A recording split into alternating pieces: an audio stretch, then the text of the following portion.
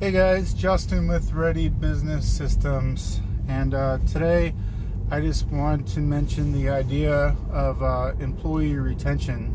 So I'm giving, my company is an LLC, and I'm giving my manager 5% ownership. The reason being, he was on a commission structure. We did 1% of sales and 2.5% of gross revenue plus a base salary. I met with the lawyer a couple years ago with my last manager about giving him ownership, and she kind of talked me out of it. And hindsight, she was probably right. And I went to her again, and I kind of insisted on it because, A, this guy's a lot more committed, and she saw that as well. He's older, he's got kids, he's done this his whole life, and I know like this is what he wants, this opportunity, it's what he's been waiting for.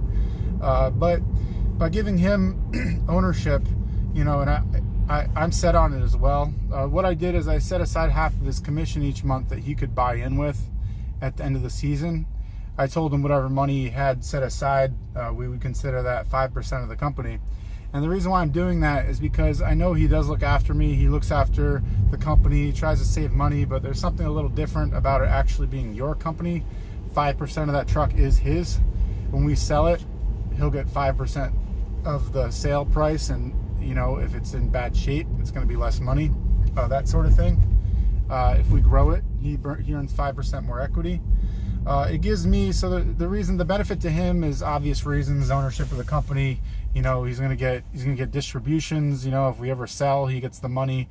If we grow, he gets that benefit of what he puts in, that sort of thing. And for me, it's just security and knowing that he's gonna be around. You know, there's a lot of turnover in this business and all businesses. And one thing I've learned this year, or you know, didn't learn, but I've realized is that retention is so critical. The amount of time and energy you put into training people, it's just so expensive, and it takes so much of your energy and time. If you keep having people turn over, then it just costs you so much. You're never really going to move ahead. You're going to spend all your time training, and that goes all the way down the line to the foreman. The laborers are always going to turn over. You know, the foreman, for my manager, every foreman that doesn't stay around, that doesn't return, that means he's got to train another guy. So, you know, working up the levels, trying to keep people around is super important, because the higher the level of the person, obviously the harder it is to replace them. For me, because I've moved on to other endeavors, and I don't have redundancy in that position, I really need security. Our office lady, when I hired her, first of all, office people are really easy to find. There's a lot of applicants, a lot of people want the job versus landscapers in the field. I really look for people who stayed at their jobs. You know, when you look at people who have a history of moving from job to job to job, that probably is what they're going to do when they get to your job.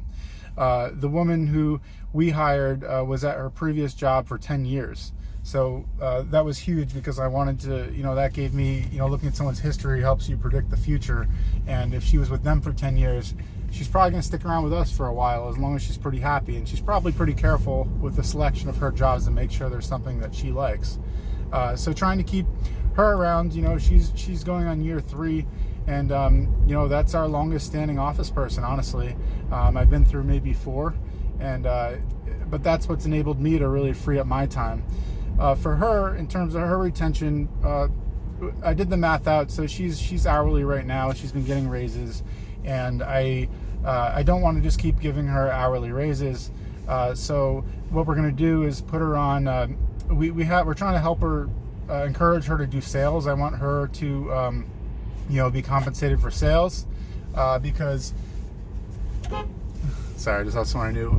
I want her to be compensated for sales because she influences sales, and she helps people book jobs, and I want to encourage her to do that. So she gets her hourly rate, and then what we're going to do is give her a 3% commission on the estimates that she books. So the way we did that, because she has control over those estimates, you only want to compensate people when you do it on commission based on what they can affect. So if you do it on the gross profit of the jobs, well, guess what? She doesn't really have much control over that.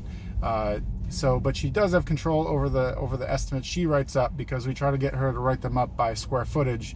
and call people over the phone, help book the job. So what I did is I looked back at her history for this year. I saw how much estimates that she sent that she won, and I did that, and I then took that out of our total sales, and then I looked at how many hours she works a year, and I kind of reverse engineered that. So I know that a 3%, if I give her 3% of the estimates that she books, then that equates to about $1 per hour. So if she does nothing differently, she's going to get a $1 per hour raise. But now she's in control of her own future, and I don't intend on ever increasing her hourly rate. So she's always going to get 3% of the jobs that she books. So if she decides to be more aggressive, then she's going to book more jobs.